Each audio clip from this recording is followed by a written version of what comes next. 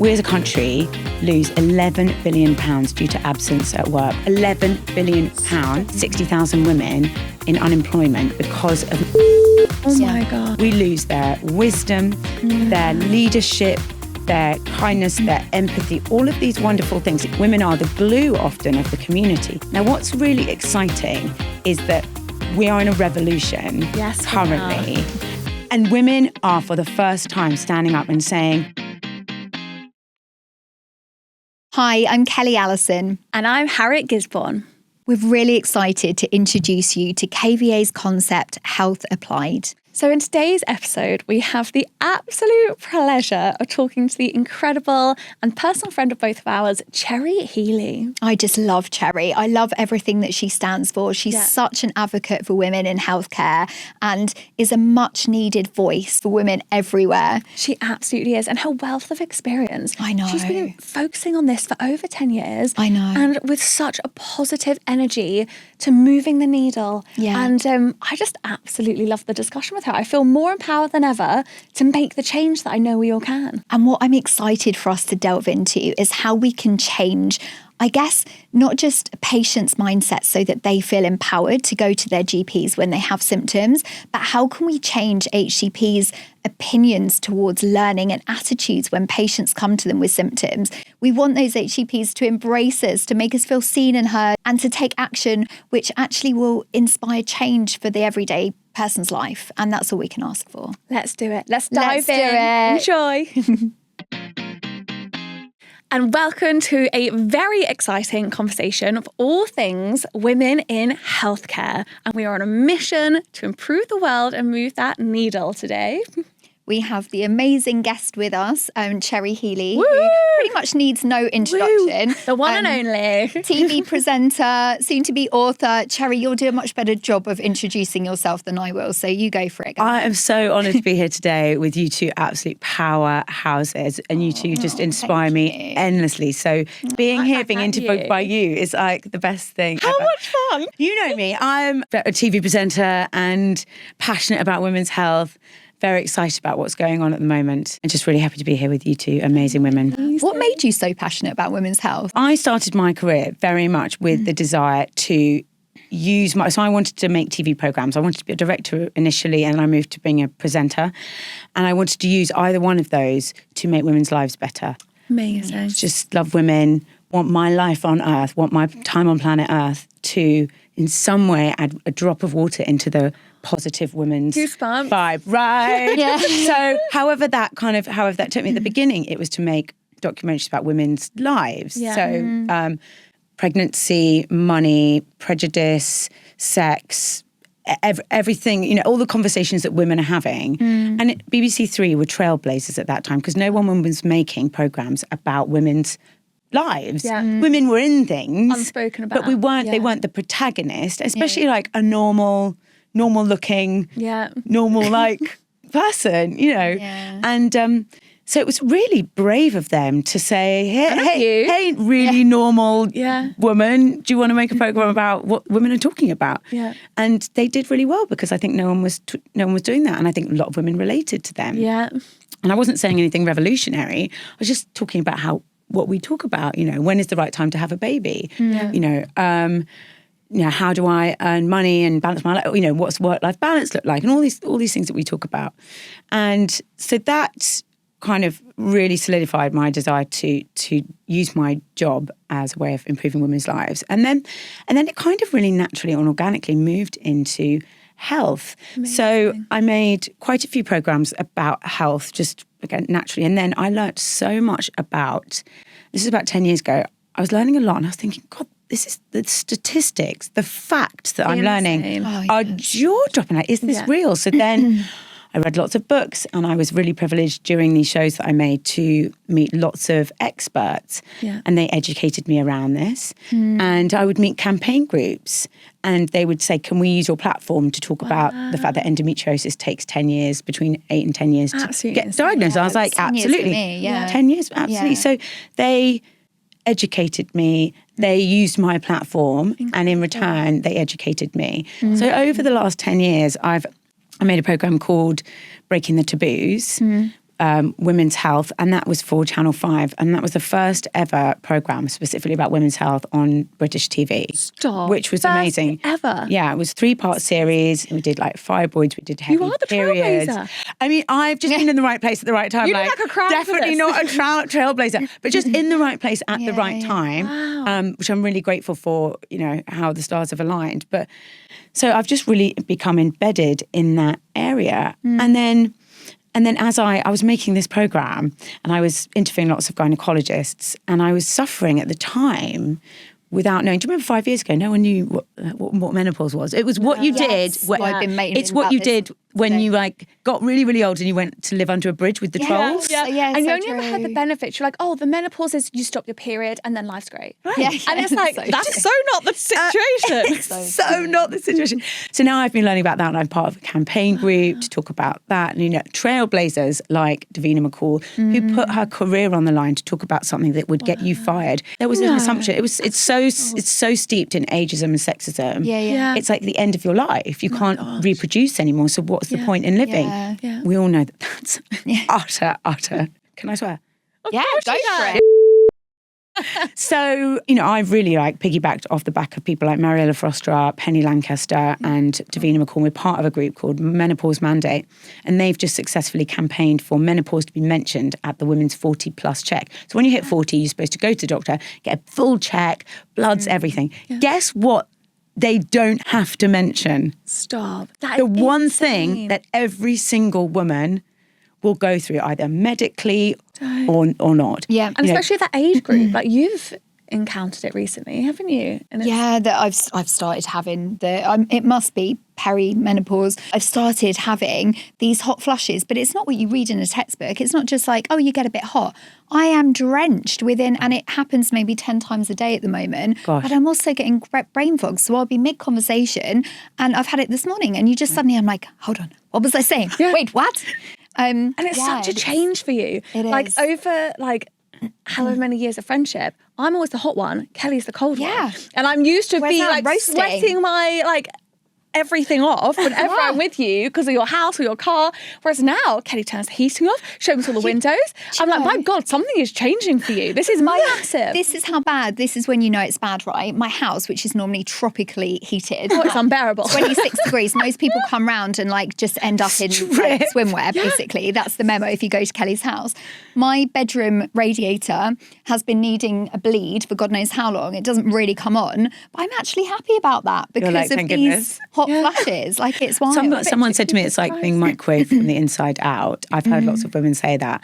And I do think it's another one, you know, if a man suffered from that 10 times a day, absolutely. there would be amazing cures. Now there are solutions in America, but they haven't come across here. You know, there are, but everything's just so slow to come to market. Absolutely. And it's that funding piece, isn't it? Yeah. Like, oh my gosh, we spoke about this earlier. The 5% of global R&D health spend goes to women-based challenges. And of that 4% is cancers. Right. So you're left with 1% of global R&D funding going to women's health. We as a country lose £11 billion due to absence at work for things like fibroids, endometriosis, heavy periods, Oh my gosh. gynecological issues. £11 billion. Stop it. And we lose £1.5 billion from loss due to menopause. There are now currently 60,000 women in unemployment because of menopausal, I think, symptoms that have solutions. Yeah. So Oh women, my you know, you goodness. experience brain fog, you lose your Yeah, confidence. Yeah. You're having hot flushes. It's embarrassing. Yeah, I it had is. my symptom is really acute anxiety, which is not like me. Yeah. So you add those three up, three of the Debilitating. 36 different symptoms. You might quit your job, you might get a divorce, you might stop going out, you absence yourself from life. Yeah. 60,000 women currently are at home not doing what they should be doing. We lose their wisdom, their leadership, their kindness, their empathy, all of these wonderful things that you don't have when you're 19, when you're a dick. You're not those things when you're 19. No. You're not those things when you're 25. You probably think you are. You're probably not those things when you're 30. You're still learning so much. Yeah. When you're 45, when you're 50, women are exceptionally graceful, thoughtful.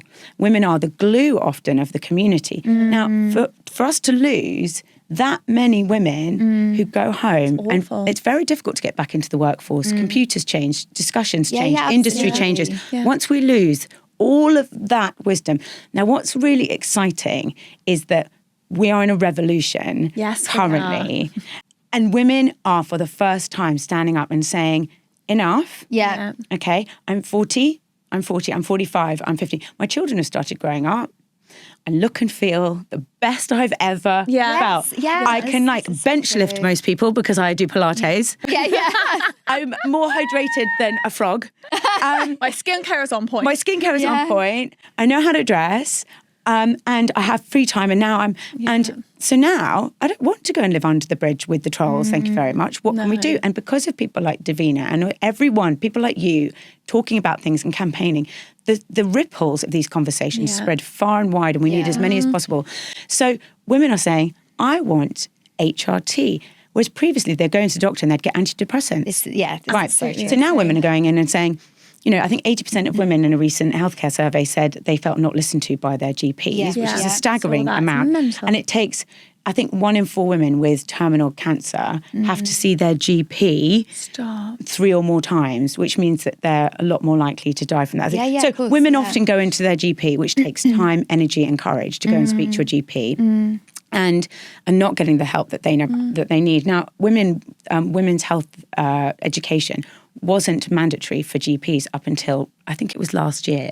No. Yeah, it is now. But that's why a lot of GPs are doing their best. They are, their intentions are honourable and wonderful, and they work really hard. Yeah, they do. But they're not necessarily across menopause. So you get a woman coming in and you give her antidepressants. You don't say, why don't we try HRT? Oh my gosh. I saw the education on menopause specifically, it was 2 hours for GPs.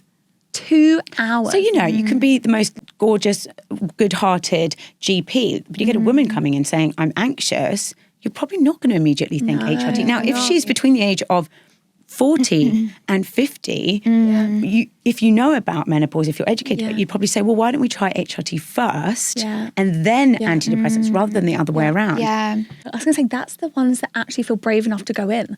Like all of those stats are staggering, and they're the ones that say, I feel anxious, I'm struggling with this. I bet a huge proportion because we are so conditioned to just deal with the pain and the challenge with don't go. Even so topics that people think are taboo, like libido related to the menopause. The amount of relationships that would break down because all of a sudden the woman has no libido. And testosterone, also, that's for work and drive. So the depletion of progesterone, estrogen and testosterone, I mean, it's mind-blowing. I mean, it does make me think, if men basically lost all their mojo, all their juiciness, all their brain function, there would be like retreats that you go to for like 6 months. They'd be like, hey, some HRT. And what's so extraordinary is how easy it is to apply HRT. I remember thinking it was this great big medical intervention.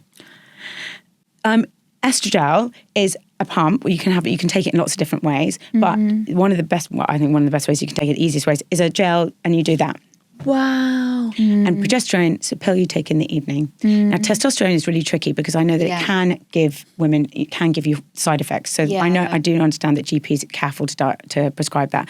And also there isn't currently, at the time of writing, but there might be one when this goes out, a female dose of testosterone available on the NHS. No, yeah. There are, however, 5 over-the-counter remedies for erectile dysfunction. Yes, I know. Wonderful. I know. Wonderful. But if a woman loses her libido, then it's our problem. I suffer from chronic UTIs, and I've been to see multiple GPs about it across my life. I had my first one when I was 3, and I've had them all my life. I'm constantly on antibiotics. Right? You are my UTI sister. UTI sisters. Sister in arms. Yeah. And I've been to see multiple GPs about them, and not one GP has mentioned to me vaginal estrogen. No, Not so one. true. Yeah. It's only been through the work that I do. Now, Yes. I'm in a really privileged position, as you say. I'm confident and I'm talking to experts and I've got my mouth around all the subjects. And even I find it, if I've got a niggle somewhere, I'm like, oh my God, is it cancer? I'm really scared. Yeah. It takes so much courage to go to the GP and time. I know. Yeah. When? Tell me when. It's so No, hard to it's book so an true. appointment. Hard to It's book it. not easy. It's incredibly difficult. Yeah. So women are 50% more likely to get an incorrect diagnosis if they present heart attack 50%? symptoms, because women Yes, present differently when they have yeah. heart attack symptoms. Oh my God. Yeah. So they are more likely to go home. I think they're 70% more likely to die as a result of that. Of Yeah. course, And it's all the That's what I educational don't know. textbooks for heart attack symptoms are all based on men. absolutely, Yeah. because for a long time, because of medical misogyny, because the NHS was created by men, for men, Yeah. and up until recently, women weren't included in research because we're really annoying, because we're cyclical, we're not linear, we mess up results, those bloody women. The year I was born, women were included in clinical trials. What year was that? 1993. I mean, are you kidding me? Isn't it Crazy. obscene? It's And absolutely because of that, crazy. 80% of medicine is taken off the market because it's not suitable for women's bodies because we weren't included in the trials. Oh my God, that's mad. I learned recently that every cell in our body has a gender. Stop. So, Really? which means that it reacts to chemicals differently, which is why that is such a huge problem, the fact that we've been left out of medical trials. So double check that, lawyer. Double check. But I did read that in a proper medical paper recently. Yeah. So obviously, like you say, all the chemicals are going to react to us differently. Dementia and Alzheimer's, they thought for a long time that more women present with it, more women suffer from it because we live longer. Well, that's not the case now. They've now done studies and included women. There's a theme here. We're only 50% of the population. 51%. 51%. There we go. There's Thank quite you a lot of for us. fact-checking. We're also really important because we kind of hold this shit down. Like we hold the ship together. Also, Yeah. we create life. We Like, create without us, there would be no life. But I mean, what's hilarious is that we also created a religion where, because women are so powerful, we created a religion where women don't give life. It's actually a man in the sky. Oh, of course. All of these things kind of add up, and it's really easy to get kind of down and frustrated and cross. But the change that's happening, so women are now being more involved in medical research. Yeah. GPs are now educating themselves on women's issues. Women are now going in and saying, I don't want antidepressants, I want HRT. Think about all of that collectively. Women saying in the workplace, do you know what? I just need a fan on my desk. Yeah. I'm having hot flushes and not being embarrassed to say it. No, exactly. And that is happening more and more and more. I'm saying I'm 45 and I feel great and I'm amazing and wonderful and thriving and I'm menopausal. Like Yeah, I'm and that's perimenopausal. okay, yeah. And then everyone else looks around and goes, oh my God, you're not a shriveled old raisin in I the know. corner. So there's women coming right up behind us, my daughter's 16, who I hope it will just be a natural progression. There's going to be no embarrassment, no shame. Think about what, with all of that collectively, without that, think about how disadvantaged women have been. Yeah. I mean, Insane. and now that we've in part this revolution, what the is it going to look like in 10 years? I mean, hold my beer. So I want to track back actually to something that you said right at the beginning, which is really interesting. So you said over the last 10 years, you've been getting a lot of your education from HCPs, from healthcare professionals. So now we're in this age where people are feeling empowered. But I guess the question is, how do people, we're trying to make that shift, right? Whereas instead of the information coming from an HCP or a doctor, primary, secondary care, wherever it's coming from, through to a patient, now patients or women need to be able to advocate for themselves and need to be able the women. like you said, go to a GP and say, I want HRT rather than I have these symptoms.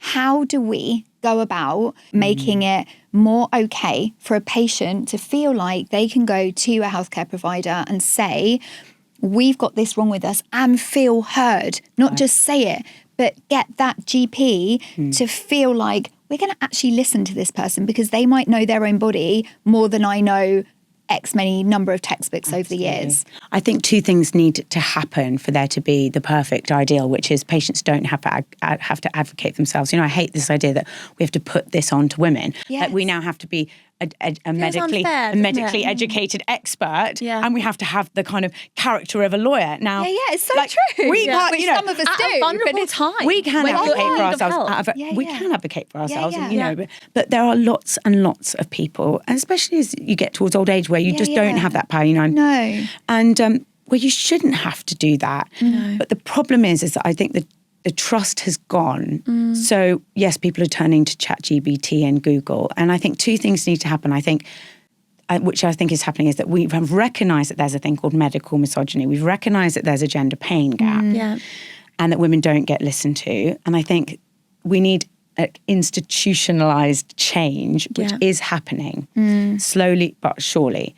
We've got our first women's health czar, Dame Leslie Reagan, who's just a force, and she wants to have women's health hubs all across the country. So a woman will go there from cradle to grave. She'll go there when she has period problems. She'll go there, and she'll go there for pregnancy. She'll go there for menopause, and then she'll go there for end of life. And it's one place. Huge. So you're not going here, there. You're not going to the GP and then going over here. You're not going to being GP and going. implemented? Yeah, so she's done a few. Wow. But she needs proper funding. But look at the funding if you save from the economy losses through menopause alone. So the NHS Confederation report said that for every £1 invested in women, you get an £11 return. Wow. If you invest £1 for every woman in the country, we would save £319 million a year. It. So we should be investing in women, not just because it's really nice to be nice to women. It's commercially viable. The return is huge. The return is absolutely huge. So investing in women's health hubs, yes, it's a big investment. Yes, it's a big change.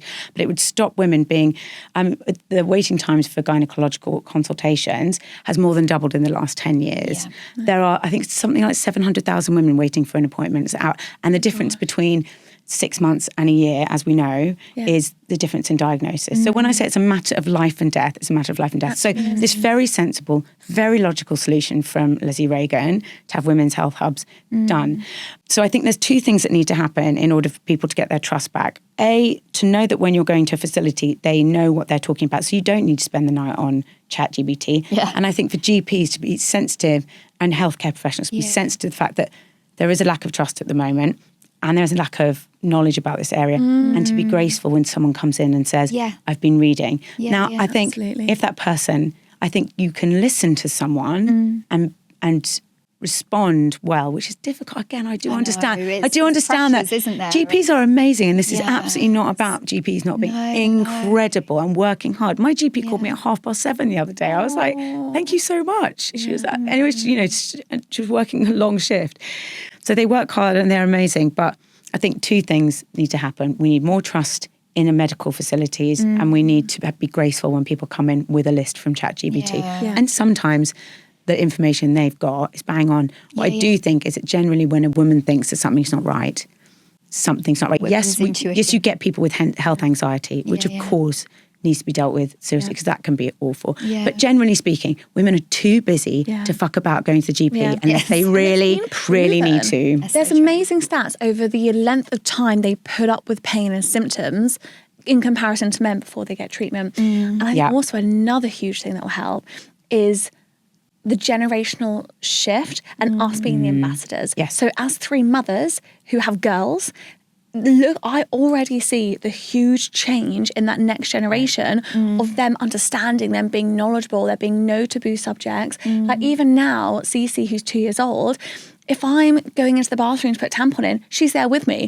head almost between my legs looking at what's happening. Watching you not be shameful. Not shameful in the slightest. And now she loves them because they look like sweets. She gets them out the drawer. She follows me around the house trying to like poke it at me, thinking it's a fun thing. I'm still like, because I was raised so different to me, I would never dream. If I was carrying a tampon, it would be in a wallet. It would you be need to zipped break the up. cycle. But Watching two women pass each other a tampon in an office is like watching spies pass each other a gun. Deal. It's like, why not It's so funny. Yeah, even for me, I'm like... But I bet you've made changes with your girls, and they'll make changes, and it's incremental. And this is why I think that I think we have to be careful about pushing too much of the change onto individual women, because we don't know the shame. You know, there's so much Conditioning. There's so much conditioning, and a lot of Yeah. people struggle with. There's, culturally, it's you're not allowed to talk about periods. No. You're not allowed to talk about menopause, Why? which is absolute. You stay at home, you suffer with your fibroids for 15 years, and then so there's a lot of. We need to be careful about making sure that the onus is not on women, but that people have access to content like this and amazing women like you, but also that there's a real systemic change within the industry, which it is happening. And it crosses through all industries, like even marketing. On period adverts, blood is still blue. Yeah. It's like, why? What is wrong with... I've seen a couple where it's red. I have seen it. have happen you? recently, It's really shocking. This And is it's It is but shocking, I yeah. also you don't like it. It makes you feel It funny. makes me go in a good way, because I think it's like important. different. It breaks through from what you've always seen. It's important. So it's different. I love that. But I'll watch a program about zombies where blood's everywhere. I know. Well, exactly. What I also find really exciting is they're doing lots of experiments now and using period blood because they're realizing they've completely bypassed it as something to be studied. So they're discovering all sorts of incredible things with period blood. That's amazing. It's a portal to another dimension. Like we literally bring new life into the world. We don't. Humanity would not exist without us. No. We're not. We're goddesses and we're very scary. And that is why most religions have men at the helm. That is why Christmas is all down to men. Yeah. And that is why we live in a misogynistic patriarchal society, because women are really scary. Because what do you mean you can bring new life into the world? Can I ask you a question? As two women who've been working in the medical field for a very long time, and you've worked behind the scenes, so you have a really unique understanding of it. How do you think we can give people more confidence to get the help that they need? And how can we change the medical world to help women more? I think that comes down to two parts. So education across patients and healthcare professionals. I think we need to do more in terms of upskilling. And so a lot of HCPs will come out of medical school and they've got years and years of, depending on what period of time they went through that training. And it kind of stops there. And they get access to information, but they are so freaking busy. Things don't cut through. Content doesn't cut through in the same way. So one of the things that we do through work is how can we find new and innovative ways of reaching really busy healthcare professionals with the right level of education, which might be that NICE has now recognised chronic UTIs or recurrent UTIs as a condition. There is now a pathway for that, for treatment. There wasn't before. If you go to most GPs, if you go to most urologists and secondary care, they don't have a bloody clue about that. They don't know.